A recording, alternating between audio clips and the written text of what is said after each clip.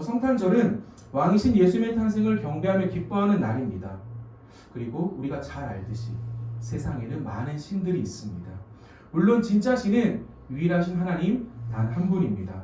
그런데 많은 사람들은 신을 만들고 그저 조금 더 뛰어난 사람들을 신이라고 부르기도 합니다. 그런데 그들과 하나님의 아들 예수 그리스도와 사람들이 만든 신에는 큰 차이가 한 가지가 있습니다. 그것은 사람들이 만든 신은 말 그대로 사람들이 만들었습니다. 언제 오겠다, 어디로 오겠다라는 것은 없고 그저 그 신들을 따르는 사람들이 부풀리거나 왜곡하면서 사람들이 원하는 대로 만드는 것이 하나님이 아닌 다른 신들의 모습입니다. 그런데 하나님의 아들 예수 그리스도, 정말 진짜 신은 다릅니다. 언제 오겠다, 어디로 오겠다를 모르는 세상의 수많은 신들과는 다르게 미가서 5장 2절의 말씀, 구약 성경에 기록된 말씀입니다. 우리 같이 한번 읽어보겠습니다. 시작. 베들레헴 에브라다야, 너는 유다 족속 중에 작을지라도 이스라엘을 다스릴 자가 내게서 내게로 나올 것이라. 그의 근본은 상고의 영원에 있느니라. 아멘. 예수님께서는 구약의 선지자들의 예언의 말씀대로 유대 땅 베들레헴 가운데 오셨습니다. 사람들이 만든 신들처럼 꾸며진 신이 아니라 정말 어디로 오겠다라고 하나님께서 선지자들에게 먼저 말씀을 하셨고 그 말씀대로 오신 분이 바로 예수님입니다. 사람들이 원하는 모습으로 오신 것이 아니라 하나님께서 말씀하신 대로 오신 분이 바로 예수님입니다. 사람들이 만든 신이 아니라 사람을 만든 신이 말씀대로 이 땅 가운데 오신 것입니다. 예수님의 탄생을 기념하는 성탄의 날이지만 먼저 여러분들과 예수님의 탄생 이전의 죽음에 대해서 먼저 나누어 보려고 합니다. 우리가 잘 아는 것처럼 예수님은 어떠한 죄도 없으시지만 십자가에 매달려 죽으셨습니다. 예수님을 잡아간 로마의 총독의 군병들은 예수님에게 침을 뱉고 이렇게 말합니다. 유대인의 왕이여 평안할지어다. 이름을 부르는 것이 아니라 예수님에게 침을 뱉으면서 이렇게 말합니다. 유대인의 왕이여 평안할지어다. 자, 유대인의 왕이여. 그들이 예수님을 왕으로 인정하는 것일까요? 아닙니다. 이 말의 뜻은 당신이 왕이라면, 당신이 정말 이 땅을 구원할 왕이라면 당신이 십자가에 매달릴 일이 있을까라고 비웃으며 침을 뱉는 것입니다. 그리고 그들은 예수님의 머리 위에는 유대인의 왕 예수라고 쓴 죄패를 붙였습니다. 당신의 죄는 유대인의 왕이라고, 왕이 아니면서 왕이라고 말한 그것이 당신의 죄입니다. 유대인의 왕 예수. 예수님을 왕으로 인정하는 것일까요? 이것 또한 아닙니다. 당신이 왕이라면 이 자리에 죄인 같은 그런 모습으로 십자가에 매달릴 일이 있을까요? 라고 비웃는 것입니다. 예수님은 이 땅을 구원할 메시아입니다. 구약의 말씀대로 오셨고 또 말씀대로 고통당하고 죽으셨습니다. 그리고 사흘 만에 부활하셨습니다. 무언가 계획했던 것들에 문제가 생겨서 베들레헴이라는 사람들이 기대하지 않았던 아주 작은 동네에 오신 것도 또 십자가에 죽으신 것도 아닙니다. 모든 것은 하나님의 계획 가운데 있었고 그 계획이 하나님의 뜻 안에서 이루어진 것입니다. 우리는 그것을 말씀을 통해 볼 수 있습니다. 예수님의 오심은 누군가에게는 기쁨의 소식이었지만 또 다른 누군가에게는 두려움의 소식이었습니다. 예수님의 죽음을 다시 한번 생각해 보겠습니다. 유대인의 왕이여 평안할지어다. 유대인의 왕 예수. 계속해서 예수님을 비꼬면서 말합니다. 유대인의 왕. 그런데 이스라엘에 왕이 없었을까요? 당시 이스라엘에는 헤롯 왕이라는 왕이 이스라엘을 다스리고 있었습니다. 그런데 이 땅을 구원할 왕이 태어났다라고 합니다. 헤롯 왕이 뻔히 이렇게 있는데 이스라엘을 구원할 진짜 왕이 태어났다라고 합니다. 이 이스라엘 백성들에게는 간절한 소원이 있었습니다. 당시 이스라엘을 다스리던 헤롯은 이방인이었습니다. 이스라엘 사람이 아니었습니다. 그는 로마 황제가 임명한 이스라엘 땅을 다스리는 하나의 관리였습니다. 하나님께서 택하시고 세우신 다윗과 솔로몬 같은 왕이 아니라 그 당시 최고로 강하던 강대국인 로마가 이스라엘 땅을 다스리도록 관리하도록 세운 한 명의 왕이 바로 헤롯이었습니다. 이스라엘 백성들은 언젠가는 메시아가 자신들을 이 땅에서 구원해 줄 것을 믿었습니다. 로마라는 강대국의 통치가 아니라 이방인이 다스리는 나라가 아니라 하나님의 아들 메시아가 자신들을 위해 이 땅 가운데 와서 그들을 구원하고 다스릴 나라를 원했습니다. 그런 이스라엘 백성들의 마음을 헤롯 왕 또한 알았습니다. 그래서 불안했습니다. 자신이 왕의 자리에 있지만 자신이 다스리던 이스라엘 백성들은 그 왕을 사실은 제대로 인정하고 있지 않았습니다. 유대인의 왕이 태어났다라는 이야기를 들은 이스라엘 백성들이 혹시나 반란을 일으켜서 자신을 내쫓을 수 있다는 불안감이 헤롯 왕에게는 계속해서 있었습니다. 그래서 이후의 이야기를 보면 헤롯 왕은 동방으로부터 온 박사들이 별의 움직임을 보고 유대 땅으로 이스라엘 땅으로 온 것을 기준으로 하여 2살부터 그 아래 아기는 모두 죽이겠다는 이야기가 이제 계속해서 이어지는 것입니다. 그냥 죽이는 것이 아니라 이스라엘 백성들이 정말 간절히 원했던 유대인의 왕, 하나님의 아들 메시아가 왔을 것이란 얘기를 듣고 두려웠기 때문에 모든 아기를 죽이라는 이야기가 계속해서 이어지게 됩니다. 여러분, 혹시 이 이야기를 들으면 떠오르는 이야기가 혹시 없나요? 퀴즈를 한번 내보겠습니다. 모든 아기를 다 죽여라. 혹시 떠오르는 인물이 없나요? 제가 지난주에 한번 얘기를 했었는데 구약 성경에 가면 이 아기도 죽을 뻔했습니다. 혹시 지우 알고 있나요? 잘 모르겠어요. 이름은 2글자입니다. 이스라엘의 지도자입니다. 정답. 바로 모세입니다. 오늘 마지막 예배를 드리는 우리 치웅인데 바로 모세 이야기가 떠오를 수 있습니다. 모세가 살던 이스라엘은 애굽의 노예로 있었습니다. 애굽 왕 바로에게는 한 가지 근심이 있었습니다. 사실 왕이 이렇게 뻔히 있고 노예를 부릴 수 있을 만큼 강한 나라인데 근심이 있었습니다. 자신들의 노예로 힘든 일들을 감당하고 있는 이스라엘인데 아이러니하게도 이스라엘 백성들의 수가 점점 더 늘어나는 것입니다. 노예라는 것은 앉아서 이렇게 편하게 글씨를 쓰는 것이 아니라 저 밖에 나가서 추우나 더우나 몸으로 고생을 하는 것이 노예입니다. 당연히 내가 50살을 살 수 있으면 힘든 일을 하니까 수명이 주는 것이 당연한데 이스라엘 백성들은 점점 더 늘어났습니다. 그래서 걱정합니다. 저 노예들이 반란을 일으킬까봐. 점점 더 수가 늘어나고 강해지는 저 노예, 이스라엘 백성들이 혹시나 반란을 일으킬까봐 근심했습니다. 그래서 아주 심플하지만 굉장히 분명하고 확실한 방법을 꺼냅니다. 바로 이것입니다. 아기가 태어났을 때 아들이거든 다 죽여라. 어떻게 보면 굉장히 잔인하죠. 태어난 아기 중에 남자들은 다 죽여라. 굉장히 잔인하지만 바로 입장에서는 어쩌면 굉장히 분명한 방법입니다. 반란을 일으킬 씨를 모두 말려버리라는 것입니다. 당연히 모세 또한 죽을 수밖에 없었습니다. 그런데 출애굽기 1장 17절의 말씀을 보면 이런 말씀이 있습니다. 자, 같이 한번 읽어보겠습니다. 시작. 산파들이 하나님을 두려워하여 애굽 왕의 명령을 어기고 남자 아기들을 살린지라. 아멘. 그런데 출산을 돕던 산파들은 애굽 왕 바로가 아니라 하나님을 두려워했습니다. 하나님을 두려워했기에 하나님의 백성인 이스라엘 백성을 갓 태어난 아기들을 죽일 수가 없었습니다. 하나님은 산파들에게 두려움을 심겨줌으로 자신의 백성을 보호하셨습니다.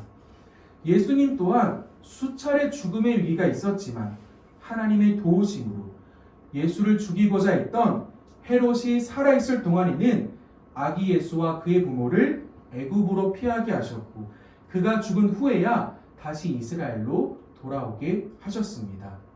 왜일까요? 하나님은 도대체 왜 인간의 계략을 제어하시며 이렇게 하나님의 백성들을 보호하실까요? 그 이유는 굉장히 간단합니다. 하나님에게는 분명한 계획이 있었기 때문입니다. 일이 꼬여서 잠시 하나님께서 아이디어를 내서 그들을 보호하신 것이 아니라 하나님께서는 분명한 계획이 있으셨기 때문에 아기 예수와 또 모세를 보호하신 것입니다. 우리는 이것을 조금 어렵지만 분명한 표현으로 구원 계획이라고 합니다. 하나님께서는 분명한 계획을 가지고 계셨습니다. 이 땅에 사는 사람들이 어떻게 살아가는지 지켜보기 위해 그저 어깨동무하고 같이 밥을 먹기 위해서 어울리기 위해서 이 땅 가운데 오신 것이 아닙니다. 죄로 죽을 수밖에 없던 일들을 살리기 위한 분명한 계획을 가지고 이 땅 가운데 오셨습니다. 하나님의 그런 일하심은 특정한 시간이나 장소에 매이는 것이 아니라 헤롯 왕과 바로 왕처럼 그 당시 가장 큰 힘을 가진 왕이 있다라고 해서 하나님의 계획이 막히는 것이 아닙니다. 어떠한 상황 가운데서도 하나님은 하나님의 뜻을 이루어 가십니다. 그것이 우리가 성경을 통해서 볼 수 있는 하나님의 계획을 이루어 가시는 하나님의 일하심의 모습입니다. 다시 한번 이야기로 돌아와서 우리가 잘 아는 동방으로 온 박사, 동방이라는 곳, 이제 이스라엘 기준으로 동쪽에서 온 박사들이 별의 움직임을 보고 베들레헴으로 향합니다. 마태복음 2장 9절의 말씀을 같이 한번 읽어보겠습니다. 시작. 동방에서 보던 그 별이 문득 앞서 인도하여 가다가 위에 머물러 서 있는지라. 아멘. 우리가 율동을 하면서도 이러한 가사가 있었습니다. 그 별이 우리를 인도하다가. 박사라는 것은 사실은 굉장히 똑똑하죠. 그런데 박사들이 무언가를 엄청 연구하고 그 결과로 예수님을 찾은 것이 아니라 별의 움직임을 통해 왕으로 오실 예수님을 찾았다라고 합니다. 별이 박사들보다 먼저 앞서 인도하여 가다가 아기가 있는 곳 위에 머물러 섰다라고 합니다. 박사들이 찾아가서 저 사람이 하나님의 아들이야, 메시아야, 사람들이 만든 신처럼 사람들이 저 사람은 신이야 이렇게 특정 지어서 꾸며낸 것이 아니라 별의 움직임을 통해 하나님의 그 구원 계획 가운데 움직임을 통해 따라간 박사들이 이제 예수님에게로 찾아갑니다. 그런데 또 의문을 할 수 있습니다. 하나님을 모르는 사람들이 이 구절을 보고 이렇게 말할 수도 있죠.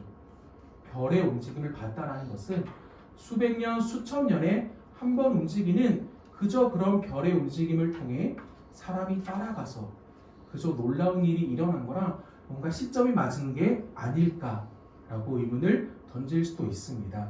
그런데 창세기 1장 16절의 말씀은 그것을 완전히 부정합니다. 자, 같이 한번 읽어보겠습니다. 시작. 하나님이 두 큰 광명체를 만드사 큰 광명체로 낮을 주관하게 하시고 작은 광명체로 밤을 주관하게 하시며 또 별들을 만드시고. 아멘. 자, 또 별들을 만드시고. 성경에서는 이 창조가 굉장히 중요합니다. 뭔가 만들어진 것을 통제하는 것이 하나님이 아니라 만드는 것까지도 하나님께서 하신 것입니다. 별의 움직임을 보고 박사들이 따라왔는데 그 별이 움직인 것이 그저 우연이나 아니면 무언가 몇 년 만에 일어나는 천체의 움직임이 아니라 하나님께서 그 별을 만드신 하나님께서 그 별을 움직이셔서 자신의 뜻을 분명하게 보여주시는 것입니다. 별을 만드신 분이 할 수 있는 모든 것을 주관하시는 분만이 할 수 있는 모습을 성경은 분명하게 기록합니다. 그런 하나님의 인도로 아기 예수에게 온 박사들은 한 가지 행동을 합니다. 오늘 우리가 함께 본 2장 11절의 말씀인데요. 우리 함께 큰 목소리로 한번 읽어보겠습니다. 자, 시작. 집에 들어가 아기와 그의 어머니 마리아가 함께 있는 것을 보고 엎드려 아기께 경배하고 보배압을 열어 황금과 유향과 몰약을 예물로 드리니라. 아멘. 박사들이 가지고 온 황금과 유황 그리고 몰약은 평범한 사람들이 구할 수 없을 정도로 비싼 물건입니다. 평민들은 근처에도 가지 못하는 부유층만이 누릴 수 있는 아주 귀한 값진 보물이자 선물입니다. 그런데 단순히 비싸고 값진 것으로 우리가 생각할 것이 아니라 중요한 것은 그들이 구분하여 드린 것입니다. 하나님의 인도로 여기까지 온 그들이 분명하게 하나님의 아들 메시아에게 자신들이 드릴 수 있는 최고의 것을 드리고 있는 것입니다. 그런데 생각해보면 그들의 눈에 보이는 것은 사실은 이제 태어난 아기입니다. 물을 포도주로 만드시고 파도를 잠잠케 하시는 그 예수님의 모습이 아니라 지금 박사들의 눈에 보이는 모습은 사실은 아주 작은 아기 예수의 모습입니다. 그러나 그들은 분명하게 알았습니다. 자신들의 발걸음을 인도하신 분은 하나님이라는 것을, 그리고 하나님의 인도함으로 온 이곳에 있는 아기는 특별한 아기라는 것을 분명히 알았습니다. 그래서 드린 것입니다. 내가 가진 최고의 것으로 나를 이곳으로 불러주신 하나님께, 하나님의 아들에게 자신이 내어놓을 수 있는 최고의 것을 지금 드린 것입니다. 12월 25일이 되면 또 그날이 가까워지면 많은 사람들은 이렇게 말합니다. 메리 크리스마스. 예수님을 모르는 사람들도 아는 사람들도 모두가 동일하게 말합니다. 메리 크리스마스. 사실 요즘은 지나가 보면 어떤 절에서도 이렇게 메리 크리스마스를 붙이고 있더라고요. 놀랍기는 한데 믿는 사람이나 믿지 않는 사람이나 12월 25일이 다가오면 메리 크리스마스라고 이렇게 인사를 합니다. 나도 말하고 너도 말하고 우리도 말하고 너희도 말하는데 12월 26일이 되면 누구도 말하지 않습니다. 메리 크리스마스. 25일이 가까워지면 너나 할 것 없이 메리 크리스마스라고 말하지만 하루만 지나더라도 우리의 입에는 메리 크리스마스가 사실은 없습니다. 그리고 아마 한 360일 정도는 메리 크리스마스를 하고 있지 않다가 성탄절이 가까워지면 똑같이 말합니다. 메리 크리스마스. 우리는 예수님의 죽음에 대해서는 많이 생각합니다. 제가 설교 처음부터 예수님의 죽음에 대해서 얘기를 했는데 십자가에 못 박히셔서 피 흘리심으로 우리의 죄를 씻어주신 예수님. 그런데 우리는 예수님의 오심에 대해서는 사실은 잊고 살 때가 너무나 많습니다. 예수님의 죽음만큼이나 부활만큼이나 중요한 것이, 그리고 잊어서는 안 되는 것이 바로 예수님의 오심입니다. 예수님이 어떻게 오셨는지, 왜 오셨는지를 우리는 날마다 기억해야 합니다. 사람들이 만든 신이 아닙니다. 사람들의 입맛에 맞게 만들어지고 가꾸어지는 신이 아닙니다. 하지도 않은, 그리고 할 수도 없는 것들을 한다고 말하는 신도 아닙니다. 말씀대로 오셨고 말씀대로 일하시는 분이 바로 예수 그리스도입니다. 그 예수 그리스도의 오심을 우리는 늘 기억해야 합니다. 그리고 최선의 것을 넘어서 최고의 것을 드린 그 박사들처럼 날마다 예수님의 오심을 기억하며 나에게 가장 귀한 것을 허락하신 하나님 앞에 최고의 것을 드릴 수 있어야 합니다. 예수님의 오심을 기억하는 사람이라면, 기념하는 사람이라면 매일매일의 삶 가운데 최고의 것을 하나님께 드릴 수밖에 없습니다. 그런데 생각해보면 우리가 절대 포기할 수 없는 것들이 분명 있습니다. 우리가 절대 포기할 수 없는 것들, 여러분 한번 잘 생각해보면 일단 시간이 있습니다. 내가 하나님께 예배하러 나온 이 시간, 시험 기간이나 내가 약속 때문에 이 시간을 양보할 수 없다. 또 내가 친구를 만나야 되기 때문에 하나님께 최고의 것을 드려야 하는 이 예배의 자리에 나올 수 없다. 친구를 포기할 수 없고 시간을 포기할 수 없습니다. 그리고 더 시간이 지나서 여러분이 조금 더 어른이 된다면 아마 여러분은 또 돈의 유혹에 넘어갈 것입니다. 그 물질을 포기하고 싶지 않을 때가 분명 올 것입니다. 그러나 우리가 예수님의 오심을 기억하며 분명히 기억해야 하는 것은 그 어떤 것도 하나님보다, 예수님보다 앞설 수는 없습니다. 박사들은 이 사람이 정말 하나님의 아들일까? 이 사람이 정말 메시아일까? 고민하지 않았습니다.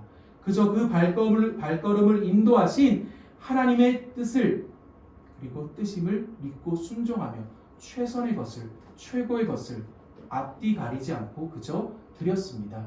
그들의 눈앞에 보이는 것은 어른 예수가 아니라 아기 예수였지만 자신의 발걸음을 인도하시는 분이 하나님인 것을 알고 최고의 것을 그저 드렸습니다. 예수님의 오심을 기뻐하는 성탄절, 그리고 성탄 예배를 드리면서 날마다의 우리의 삶 가운데 예수님의 오심을 기억하기를 축복합니다.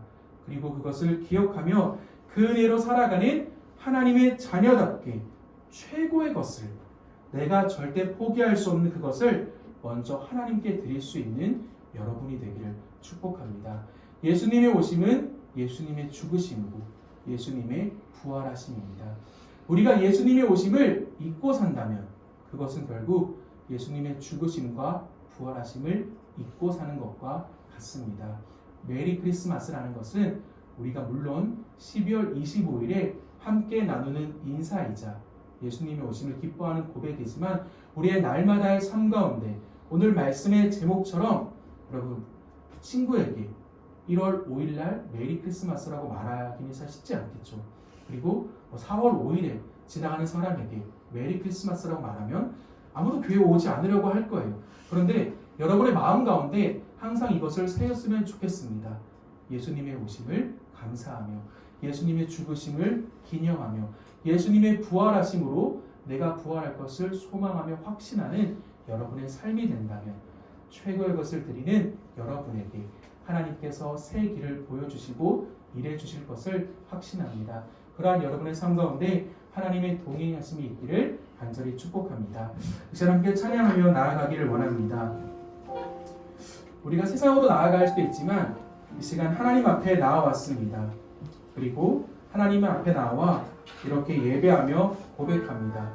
예수님의 오심을 기대하며 온전히 바랬던 그 유대인들처럼 예수님의 오심을 이제 말씀을 통해 또 우리의 삶 가운데 우리는 알고 있습니다. 예수님이 왜 이 땅 가운데 오셨는지.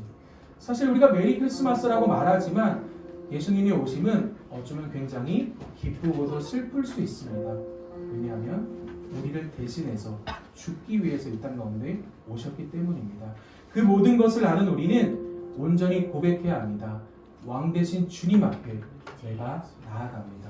나를 위해 이 땅 가운데 오시고 나를 대신해서 죽으신 그 예수 그리스도를 매일의 삶 가운데 기억하며 기념하며 잊지 않겠습니다라는 고백을 이 시간 함께하며 나아가도록 하겠습니다.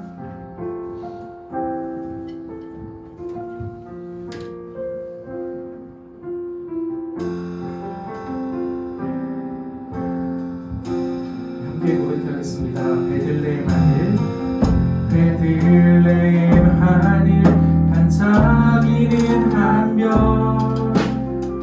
천사들 노래 들려올 때, 동방의 박사들 그 별을 따라 하나님 아들 찾아왔네. 겸손의 왕께, 겸손의 왕께,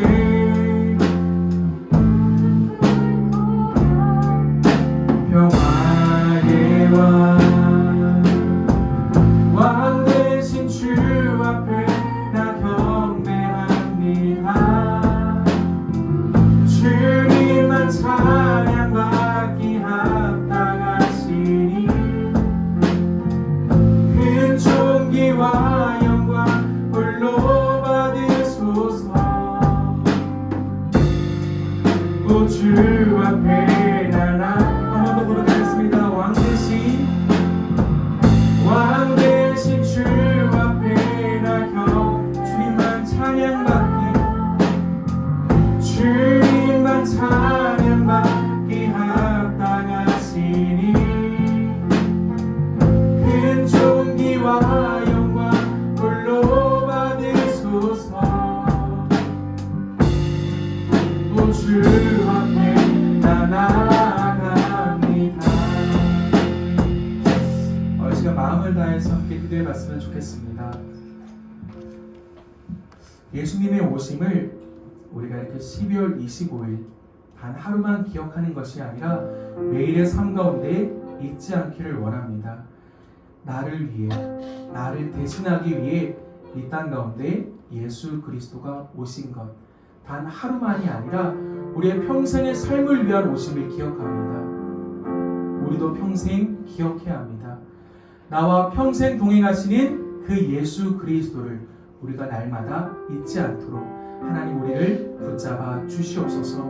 그저 하루 즐기며 기뻐하는 크리스마스가 아니라 매일의 삶 가운데 예수님의 오심을 기억하며 기념할 수 있도록 매일의 삶 가운데 나와 동행하시는 하나님을 기억하며 그 하나님을 찬양하며 왕 되신 주님과 함께 동행하는 하나님의 자녀로 살아갈 수 있도록 나를 붙잡아 주시옵소서. 우리 마음속으로 잠잠히 한번 기도하며 나아가겠습니다. 하나님 아버지, 이렇게 예수님의 오심을 기대하는 그 유대인들의 그 말씀을 보았습니다. 하나님, 그 박사들은 아기 예수를 보았지만 자신들의 발걸음을 인도한 분이 하나님인 것을 알았습니다.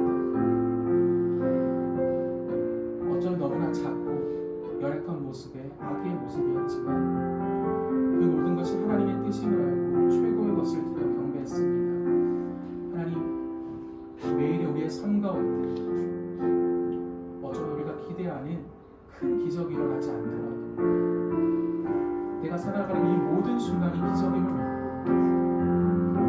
나를 위해 이 땅 가운데 오신 그 예수 그리스도를 잊지 않게 하여 주시옵소서. 하나님, 우리의 평생의 삶의 고백이 그 고백이 될 수 있도록 우리가 가진 최고의 것으로 이 땅 가운데 오신 예수 그리스도를 찬양하며 경배하는 삶을 살아갈 수 있도록 우리를 붙잡아 주시옵소서. 주님, 그 주 앞에 나아가는 귀한 예배자의 삶 가운데 함께 하시며 저를 동행하여 주셔서 연약한 자들을 통해 영광 받을 주를 바라보고 나아가게 해주시옵소서. 하나님 아버지, 감사합니다. 예수님의 오심을 기뻐하며 또 이렇게 함께 나와 예배할 수 있게 하심에 너무나 감사합니다. 하나님, 우리를 위해 이 땅 가운데 신 그 예수 그리스도를 12월 25일 단 하루만 기억하고 기념하는 것이 아니라 에브리데이, 날마다 우리의 삶 가운데 기억하게 하여 주시옵소서. 우리의 매일의 삶을 인도하시는 주님, 우리도 매일의 삶 가운데 하나님을 잊지 않도록 우리 가운데 함께하여 주시옵소서. 예수님 이름으로 기도드립니다.